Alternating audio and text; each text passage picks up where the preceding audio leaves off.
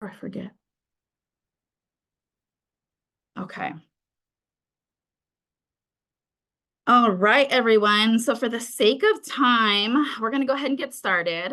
If you're joining us now, please put in the chat your name, your title, which department you're representing. And if you're not from UCR, like Laura's representing from Santa Cruz, if you can put in the chat what campus you are representing from.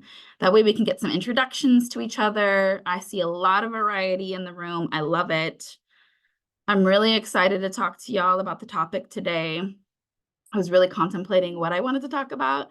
I was telling folks earlier that normally during our UCR conference, I'm normally on vacation. I take an annual trip with friends to practice that work-life balance. But this year, I was like, you know what? Let's do this conference and make sure I get as much information as I can. And if I'm going to be attending, might as well submit to see if I can do a presentation. And guess what? That's how I ended up with you all here today. I'm so excited to talk about this topic with you. Please make sure in the chat, there's a link to the Canva for this presentation. And there's also going to be a link to Padlet, which we'll be using as an interactive portion of what we're going to be doing today. Okay, so make sure to access both those things, save them for later, save them for yourself, right? So welcome, everybody.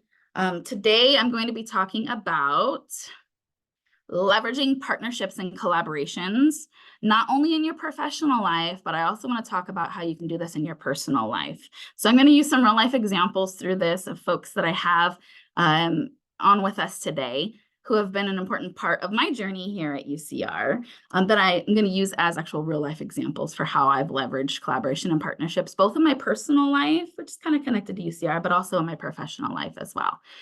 So let's go ahead and get started. So I'll do an introduction. We'll talk about goals and objectives. We'll talk about why this is important. We'll talk about the process, the infamous process. And then we'll do a conclusion, thank you, and then my contact information as well. So hello, everybody. I am Dr. Shellee Stewart. I'm the Assistant Director of CHAS First Year Experience Programs. I'm also the author of Be Great, Your Journey is Your Legacy, which is actually the curriculum we use in CHAS for our incoming transfer students in their Transfer Learning Community course, which is a 2-unit course. But it is a dream and passion of mine to be able to write a book, and with great support from my fabulous boss lady, Dr. Rogers, had an opportunity to write it, and now we're using it, and it's been really inspirational. And I'm so glad to share information with others. So much so that I also am the recent and proud owner of When Life Gives You Lemons Life Coaching LLC, to wrap all this full circle from my educational journey to my professional journey and now into my business journey as well. So welcome, everybody. I'm excited to see you all here. Let's go ahead and get the party started. Oops. No, I went to the end. My bad. Gotta love technology. Okay. So the goal, why am I even talking about this? So this presentation will go over how individuals can leverage, you all can leverage your partnerships and collaborations, both at work and in your personal lives. I think it was important not just to talk about work in this space with this topic, but also your personal life, because these are things that I practice literally throughout all levels of my life. I hope you all today are provided a step-by-step process on leveraging partnerships and collaborations. And also, I hope that you leave today learning about how you can leverage partnerships and collaborations in your personal, professional lives and your personal lives. So why is this even important? Why are we talking about this? So for me, I put my answer here, but for the rest of you, what I do want you to do is open up the link in the chat for the Padlet, and I'm going to open up and share it too. Let's share with each other, like, why is this important for you? And this could be, why did you decide to choose this session over the other sessions today? Was there a particular reason for your personal life that you thought that partnerships and collaborations and learning about this would be important? Or maybe your professional life. Now, for me, this is important because it saves me time, energy, and resources, which we know these are all commodity. Like, this is very valuable. We don't have all the time in the world. We don't have all the energy all the time. And sometimes we don't have all the resources in our personal and professional lives. So being able to leverage this helps us in lots of different ways. But I want to hear from you all.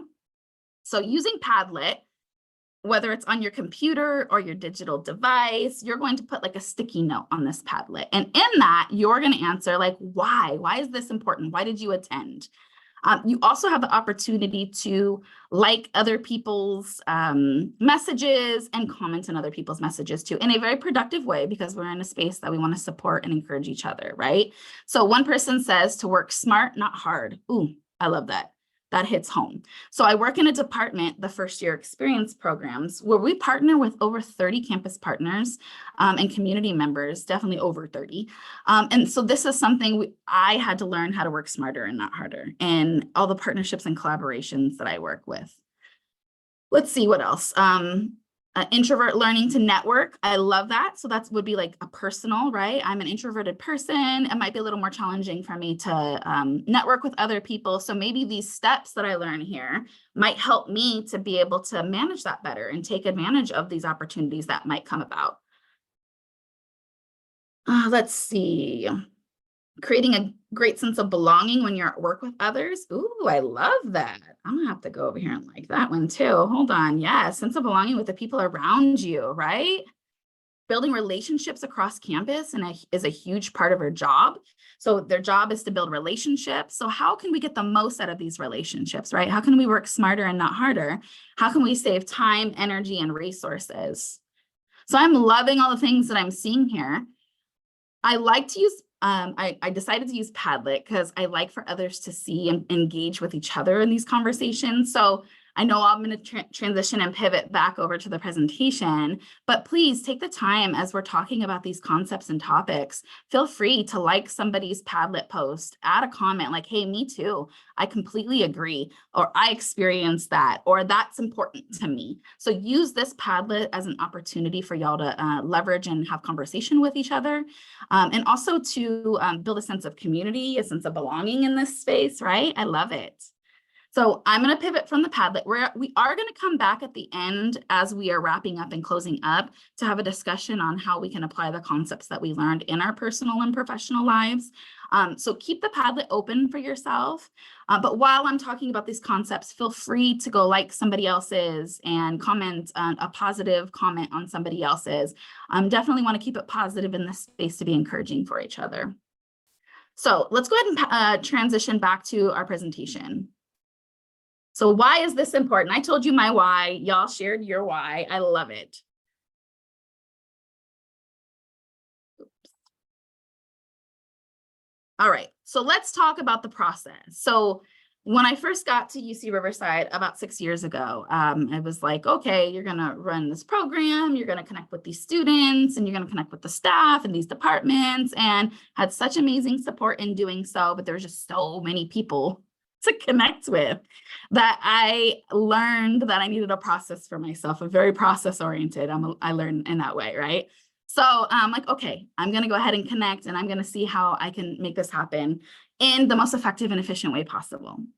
So I developed this process. It's the initial meeting, establishing partnerships, keeping momentum, and then continued collaboration. So I've not only been able to use this in my professional life, but I've also been able to use this in my personal life as well. So I'm going to leverage two examples of personal life and professional life as we go through this presentation to kind of give you some real world examples from folks that are actually in the chat or in the session with us. So the first step in the process is the initial meeting. So the initial meeting, okay.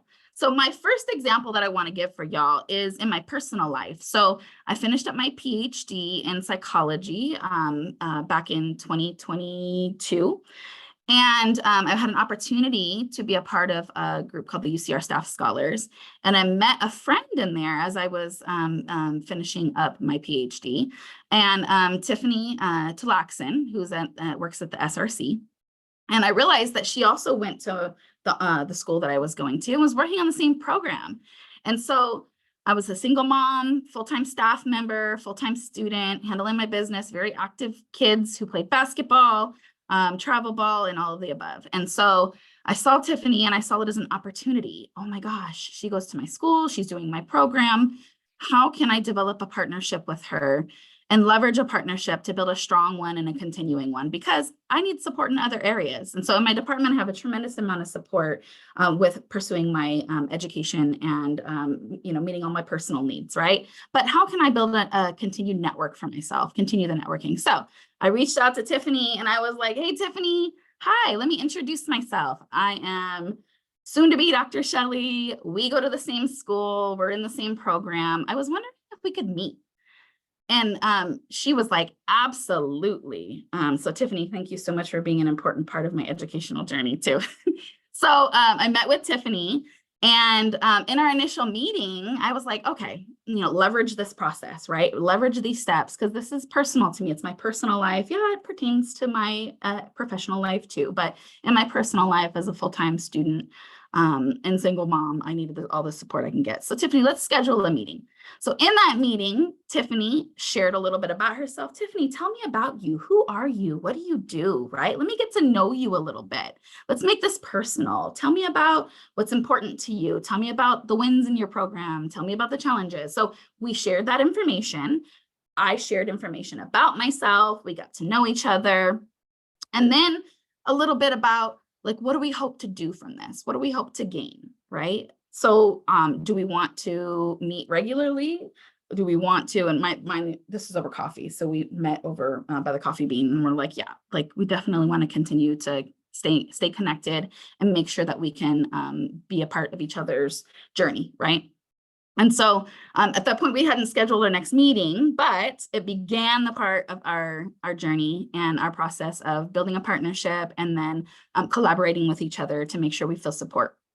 I'm using another example. My professional example would be, I work with a ton of you in the room here. And so thank you all for being a part of this journey with me, but I'm going to use Liz Jimenez. And she is in the College of Natural and Agricultural Sciences, and we partner very often when it comes to transfer student related things. And Liz, when we first had our interactions and encounters in her new role, working with transfer students in CNAS, it was like, hey, let's schedule a meeting so we can get to know each other, the initial meeting, right?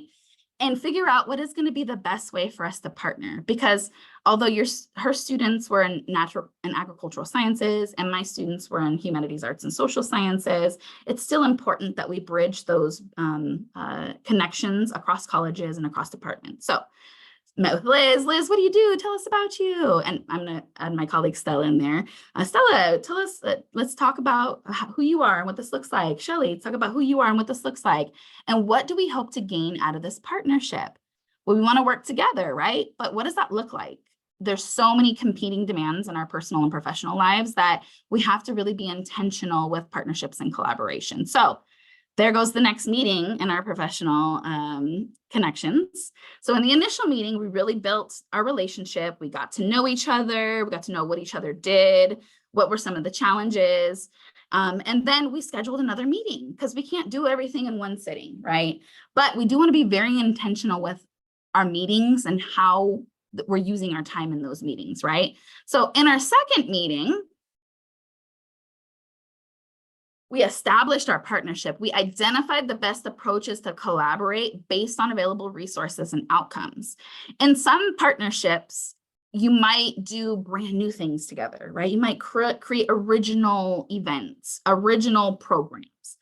But that's not the case for everybody. And in some cases, it doesn't benefit us wholly if we're doing new things with everybody and we're spread so thin that we can't give all of our efforts to all the projects and partnerships that we're working with. So being strategic with that. So in the second meeting, it was, let's talk about these questions.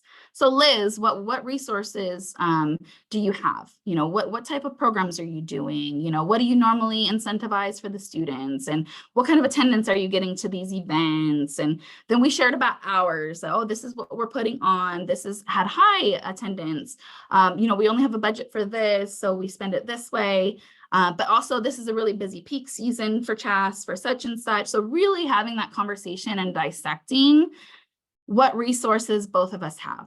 What challenges might we face, right? Peak seasons, times, money, sometimes it's space. Some folks have access to reserving rooms for events and others don't, right? So what do we have?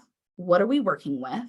But then also asking ourselves at the end of that, what are reasonable outcomes based on these resources and based on the challenges that we have, right? Sometimes we might create new events with Liz and collaborate and partner, but sometimes it's a matter of just sharing information. So she'll share over flyers that she might be having events and information for her students, and we'll share them on our social media. Maybe because it's peak season, we don't have a lot of time to put towards a specific event. Or maybe, you know, we have certain financial resources in our budget to be able to do something, and we collaborate on an event together. Or maybe she's having something and we're like, hey, can we hop in with you and add our students? And then we'll add a little money to, you know, the students love the food, right? So we'll add a little money into there, right? So in the second step, you're taking what you learned in the first step about your partner. You're extending it and being realistic with it, right? Like, what realistically can we do? Maybe for right now. But maybe in the future, it might look different, right? But for right now, what can we realistically do? So in the moment with Liz, when we're initially partnering, it's like, okay, well, she had peak season for certain things. We had things going on. So at that moment, the reasonable outcome was that we would continue to, or we would share events and activities that we're hosting in CHAS first and CHAS Transfers first. And then she was going to share with us what she had, and we were going to share them across their social medias so that we had an even larger following of people and students that might be able to optimize on these opportunities that are available to them, not just because they're not a CNAS student or a CHAS student, but because we want to bridge those relationships between colleges and departments, right? So just sharing that information made a big deal. Hey, share it on your Instagram and tag us. Hey, share it with your people and tag us, and we'll tag you back. And now we have this establishment of a partnership and getting started. So even with my example with Tiffany from the SRC and my personal example, right? Tiffany, we met, we got to know each other. It's like, yeah, let's support each other. But at the moment, she had a lot going on. I had a lot going on. So it's like, okay, but we're going to come back around to this, and we're going to make sure that we are going to support each other in our educational journeys. So what she did was she made sure to attend the ECR Staff Scholars meetings to make sure she kept in touch. And that was kind of our reasonable outcome for us. Okay, we're going to see each other during the Staff Scholars meetings.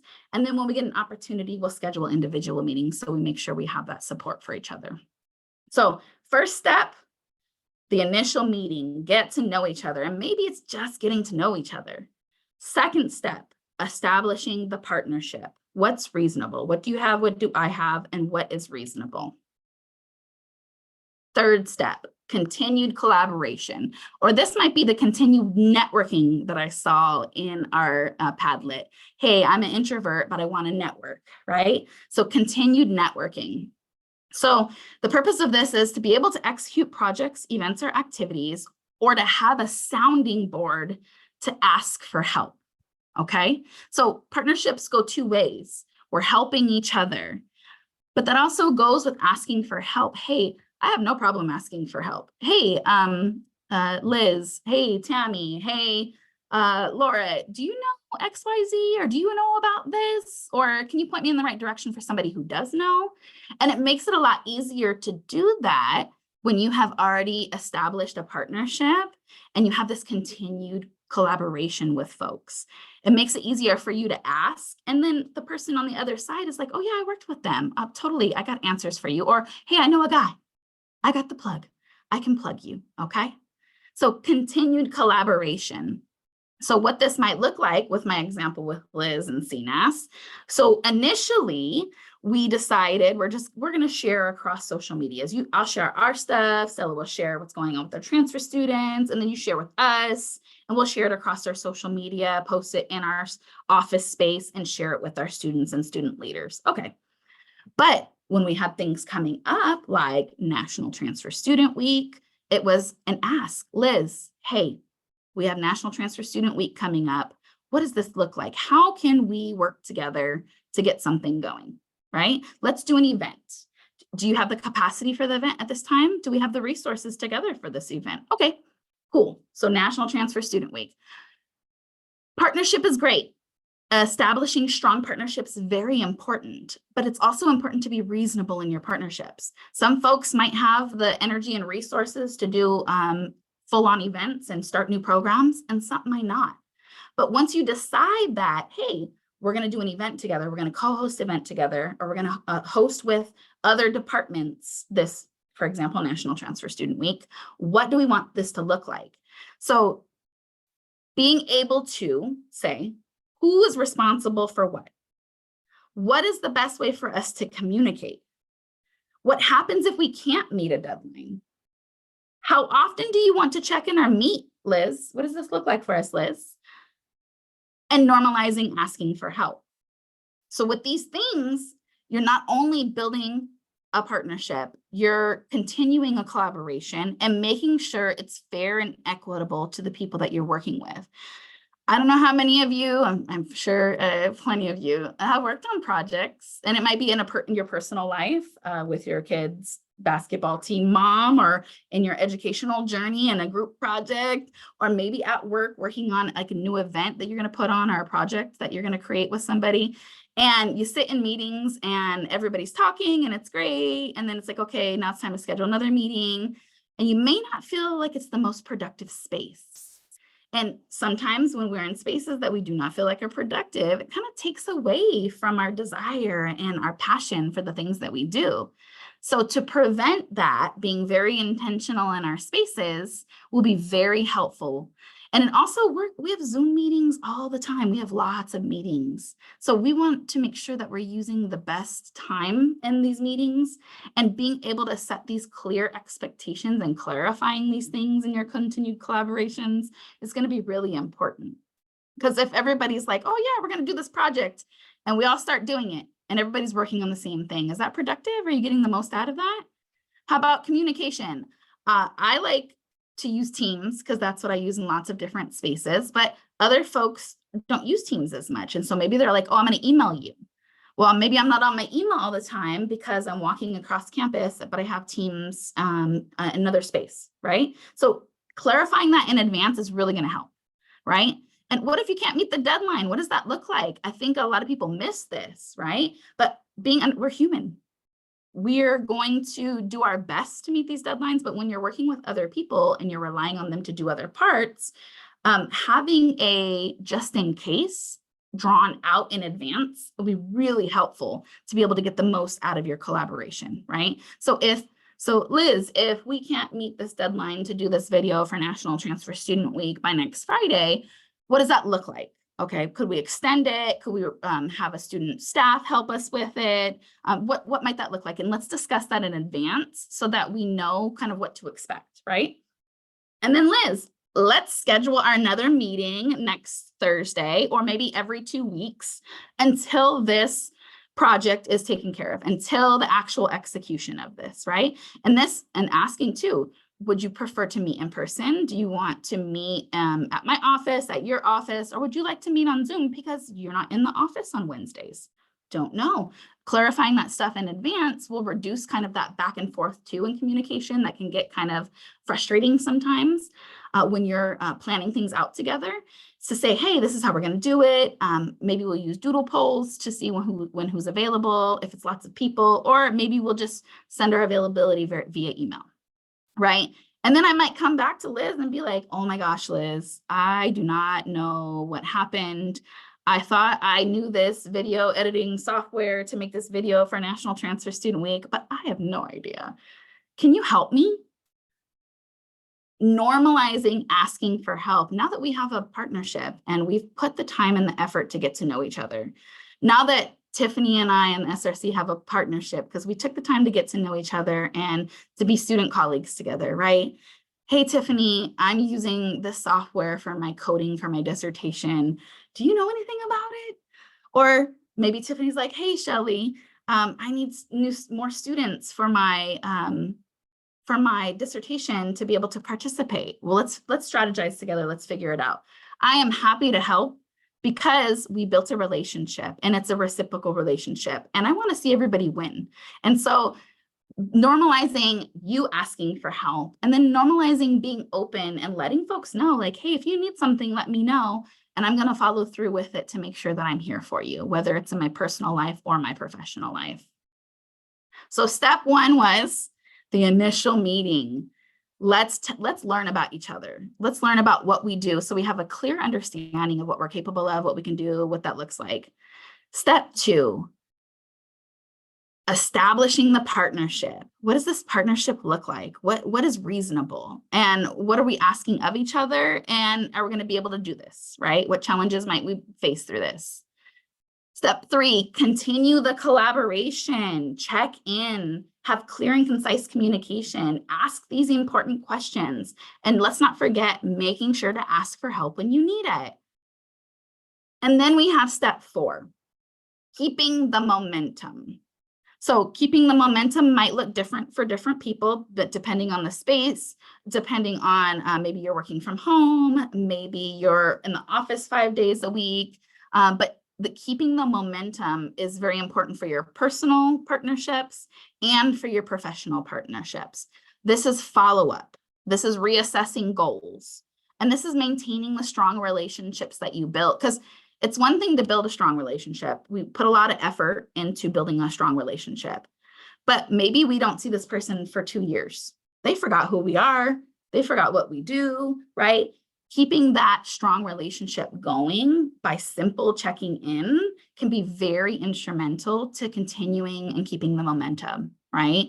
And so checking in monthly, quarterly, annually, and this is something that you decided either in your initial meeting or in your second meeting, right? And then also asking yourself and your partner if the collaboration is effective.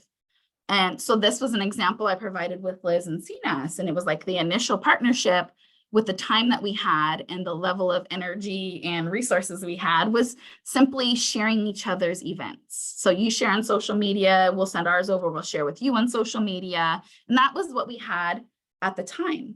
But as time went on, we continued the partnership and went back to the drawing board and said, hey, what else can we do with each other? Like, what else can we partner and leverage for each other, right? To support each other and to support our students. And that's where that National Transfer Student Week example came in. Okay, well, let's actually do some events. Let's do a kickoff event. Let's do XYZ.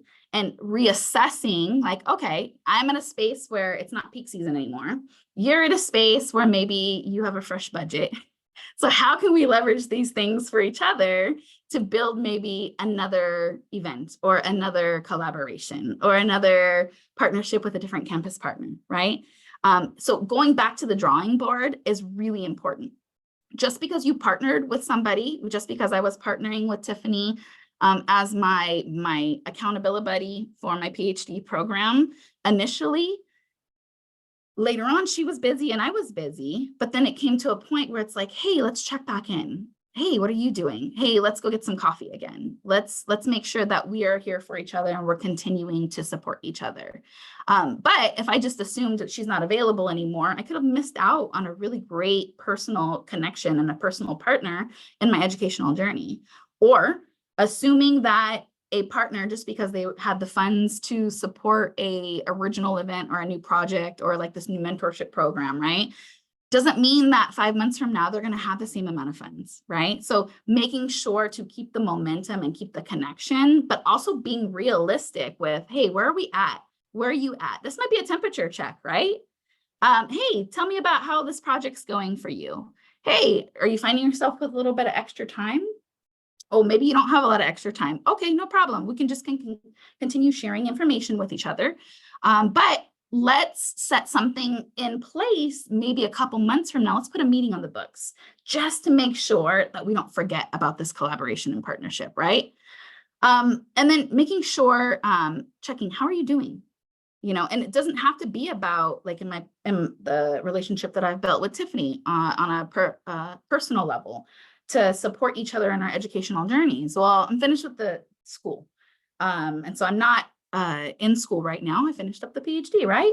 And hopefully don't go back to school no more. That was it, I think. But just checking in with her. Hey, Tiffany, how are you doing? Like, how are you as a person doing? Or even the example that I gave with Liz. Liz, how are you doing? How's I know a little bit about who she is and how are the kids, or how is this, or really just genuinely checking in on an individual can go a long way when you're wanting to build strong partnerships and continue those collaborations and continue to network with people. It's really important to continue to connect and to be able to make sure you know that it's like genuine, right? We've had people probably pop into our LinkedIn accounts like, hey, how you doing? And it's like, well, I haven't seen you in like 10 years. Where? Or I'll have folks that I work with at other institutions that I've worked with. We've been working in higher ed for about 16 years, but I worked at other institutions, and they'll be like, oh, Shellee, how's it going? So I see there was a job posting. And I'm like, oh, well, I'm not the spokesperson for all the jobs at UCR. But I also have people who continue to stay in contact with me, who check in on me regularly, and I check in on them too, right? Because I want to keep that partnership and that collaboration, if it is collaboration opportunities, open and available. So when they hit me up, it might be a little different. It's like, oh yeah, I haven't talked to you since last year, but it hasn't been 15 years. It was like last year. Hey, I just want to check on you. How is it going? For me, my kids are teenagers. How's teenage life going? How's momness going, right? How's balancing everything going, right? So that ability to keep the momentum and keep it strong and literally just check on your people. Like, hey, I genuinely want to see how you're doing. Hey, I genuinely want to check in on you. Now, if you're like me, which I'm pretty sure everybody here, you hold lots of hats, you have lots of moving parts in your jobs and lots of moving parts in your personal life. So don't be afraid to put notes for yourself, reminders for yourself. I know it sounds kind of corny, but I literally, if I'm like, hey, I have a friend that I worked with at University of Phoenix, and I want to connect with them later. 3 months from now, I'm going to put a reminder on my calendar on a certain day. Don't forget to email so-and-so. Or I might be like, hey, don't forget to call them or email them and check in on them. And that's my way for me to remember to do those things. And Tammy, you have your hand raised? I do. Shellee, you have a question. Oh, okay. What's the question? It says, do you have any suggestions on how to navigate forced collaborations in our workplace, particularly with departments or partners who really don't hold up their end of the collaboration? So not everybody is going to bring the same energy in a collaboration. And I think I just kind of assume that that could be the case. I'm really passionate about certain things, and other things that I might do, I might not be as passionate about, but I know it needs to get done, and I know that I need to connect, right? I would, if it was me and I was in a situation where it's like, hey, Shellee, you are going to partner with this department on this project because it's needed. And so I would do my best to get to know the person or the people in the space and kind of what gets them ticking, like what's important to them. And in the space, I would try to leverage maybe what they're passionate about or what's important to them, and keep that in mind as I'm partnering, because it might be an opportunity throughout the project or throughout the planning of an event or throughout creating a program that you might be able to tap into their passion to leverage that a little bit. So one of my tips would be like really getting to know them and what they're passionate about. I know it takes time at the beginning to do that, but it can go a long way in saving you time later. And then also setting those deadlines early and saying, hey, this is the timeline we're working in. This is the deadline we're working in. If you can't meet it, like, let's communicate. And if you can't get it done, let's figure out what would be an alternative for being able to get that done. But checking in as regularly as you can without imposing on them too much should hopefully help hold them accountable. At the end of the day, the project needs to get done, the event needs to happen. And so we're all going to do the best we can to make sure that we fill in those gaps. But trying to set those things, clarify them earlier on, hopefully should hold them accountable when you are doing those check-ins. Like, hey, what's your, give us an update on your part. Let's meet. Let's all give updates on our part. So if that one person, we're meeting, 4 of us are meeting, and that one person never has an update on their part, the rest of us are going to be looking around like, and there's a little bit of a pressure that comes with that to kind of hold people accountable. So I think that was a fabulous question, Tammy, and I hope that I answered that well. So I'm going to wrap back over here, and we're almost at the end, and I wanted to leave some space for additional questions too. So this is the last step. Step 4 is keeping the momentum and really checking in, reassessing your goals, and maintaining a strong relationship. And literally, if you need reminders to do this, there's nothing wrong with that. We have busy lives. Like, set a reminder on your phone in advance, set it on your calendar in advance, or I have my colleague Stella, I have her hold me accountable sometimes. Hey, hey Stella, I want to work with these people. I don't have the capacity to do it right now, so I'm just going to check in with them. But hey, in a couple of months, can you remind me and refresh me? So sometimes she'll put something in her calendar to remind me. So we're working together sometimes to be able to hold each other accountable. Okay. So that's the last step. So really, really briefly, we're going to go back. The initial meeting. And sometimes literally that's just getting to know each other, the initial meeting. After the initial meeting, really clarifying, like in that question, right? Who has the capacity for what, who doesn't? And we're all human, right? Some folks might think they have the capacity and they don't. Well, maybe you need to reassess, right? What's reasonable? What's a reasonable outcome for our partnership? Who's doing what and how will we communicate? Maybe we set follow-up meetings on our calendar to go bi-weekly as 30-minute check-ins on Zoom. And that is where we hold that person accountable that may not be doing their part. And we're all kind of like, tell us about your part. And they're like, well, and there's a little bit of pressure that sometimes might hold people accountable in that space. And last but not least, keeping the momentum, keep it going. In the Padlet, it was, hey, I'm an introvert, I'm not so great, or maybe I want to work on my networking, right? So maybe you met somebody at some type of mixer, maybe an alumni mixer, right? Excellent space to meet folks, an alumni mixer, or a trash cleanup opportunity, or lots of different opportunities, right? Maybe you meet somebody and you're like, oh, we hit it off, we're great. Maybe that's the one person you met, you're an introvert, but this person could really benefit you in the future. Maybe you could benefit them. Maybe linking up on LinkedIn and send them a message every once in a while on LinkedIn. Or if you're bold like me, maybe I met somebody through somebody and I, not cold called, but send them a message on LinkedIn. Hey, I know your friend so-and-so. I just wanted to connect with you and say hi and introduce myself and let you know who I am. They said you're a great person that knows a lot about these things. Hi, right? So keeping that momentum and keeping those relationships strong. So now, this is where I come back to you all, and we're going to come back. And we're going to read some of the things, okay? So these were great questions. In conclusion, what is one way you will apply this to your personal and your professional life? So I'm going to come back to my Padlet, which is open a few times. So what is one way for you? And honestly, we have 7 minutes to go, 6 minutes to go. I'll read a few here, but if there's any brave soul that wants to talk about how, like, either the step-by-step process or re-envisioning this for yourself at work or for your kids' baseball team mom collaboration, right? What is one way that you plan to be able to implement these processes? And is there anybody who is a brave soul that would like to unmute themselves to be able to say where they might use this in their personal or professional life? If so, unmute yourself and have at it. I love it. Somebody in here? Yeah. Wanted to give somebody an opportunity.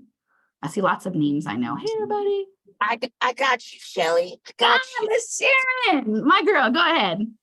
Well, for me, it's something that I have to do. My job, for those who don't know, I'm the assistant director for education abroad, and I'm driving. So if you hear extra noise, I'm coming to work. I love the dedication, LaSharon. For me, it's one of those things that I can't do my job without the partnerships across campus. So for me, for those who do know me, know I'm in your space. I'm showing up, even when there's not an event going on.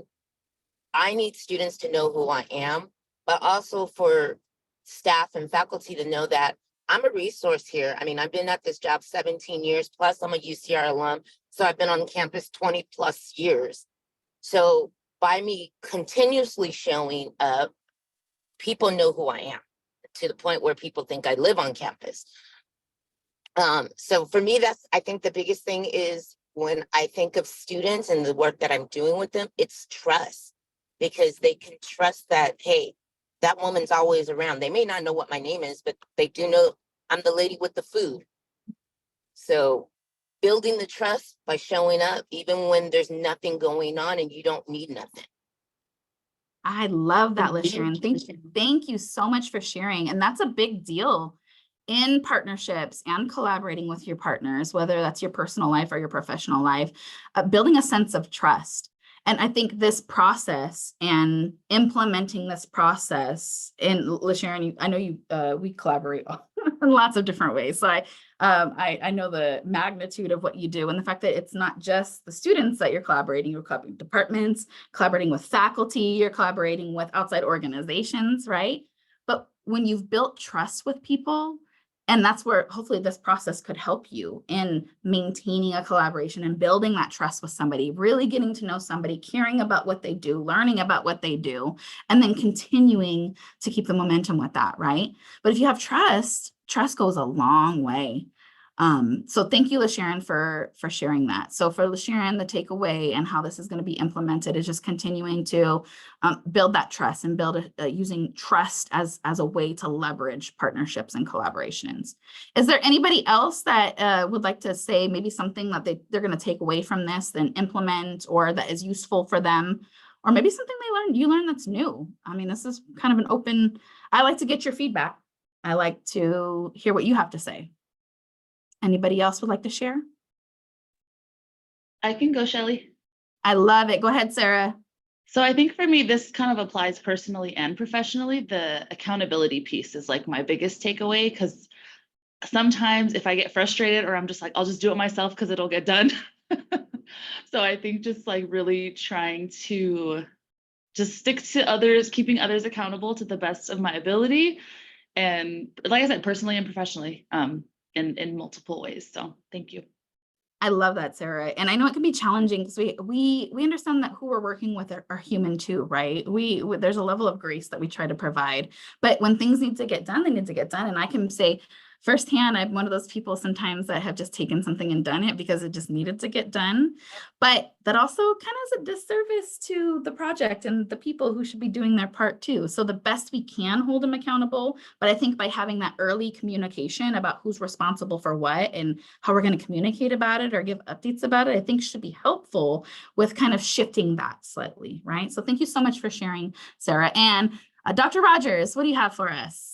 Hello. Well, thank you, Dr. Shellee Stewart. This was wonderful. This was great. And I really appreciate your dedication in regards to partnership and collaboration, because that's something that within Chas First that we really do within Chas First. We partner with so many different campus partners, working with faculty on the academic side, student success. We do it all. And so one thing most definitely that's a takeaway on my end is just really working more with different departments, educating ourselves on what else can benefit our students within our programs, right? Across campus in general. So really leveraging out to other sources. And it can even be off campus as well. What can benefit our students in achieving their goals and their aspirations, and even looking at more of the academic side. And I know that's something within this year, we're most definitely leveraging partnerships with faculty within Chas. And so that's more of a takeaway based on the presentation you gave today, the wonderful presentation you gave today. Thanks, Dr. Rogers. If y'all don't know, that's my boss lady, and she's phenomenal. I work with some great folks like Dr. Rogers and Stella.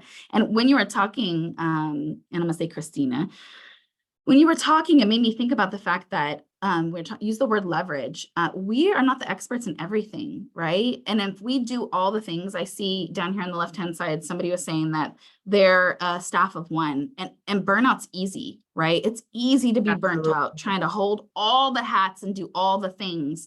But why not leverage people? And when the question earlier, I said, find out what people are passionate about, find out what they're interested in, because you can leverage that. So I'm not the expert in CNAS, so I use leverage Liz for that, right? I'm not the expert in counseling and psychological services, so I leverage Sarah, right? I'm not an expert at being director, so I leverage Christina. So leveraging people for their skills and for their passions can really help save time and energy and money and a lot of different things. Instead of holding this thing like we have to do it all on our own, like it just needs to get done, right? I understand completely, but that's not always the best use of our time, and we will get burnt out. And then what good are we pouring from a cup that's half empty or completely empty in some cases, right? What good are we to our students, to our staff, and to the faculty, to our kids, to our partners, to our friends, right? Really using something like this process to be able to save you time, energy, money, and to help you avoid burnout. So thank you all so much. We're at time. I was trying to keep really good close time if I could. Thank you all so much for attending today. In the chat, there is a link to the presentation that you can save for later. If you all have any questions, I'm going to stay on to be able to answer any other questions. But in about 15 minutes, there's an opportunity for you all from 12 to 12:45 to join a session from Schools First. They're going to talk about Schools First Credit Union and the perks and opportunities that you have there. So feel free, you all, if you want to go ahead and hop off, go get a break, have a breather, get you some lunch, hear from these amazing folks here at Schools First. And then I'm going to stay on for some questions if you all have any questions. Have a great day. Thanks, Shellee. See you. Bye, Sarah. Thank you for speaking up. Of course.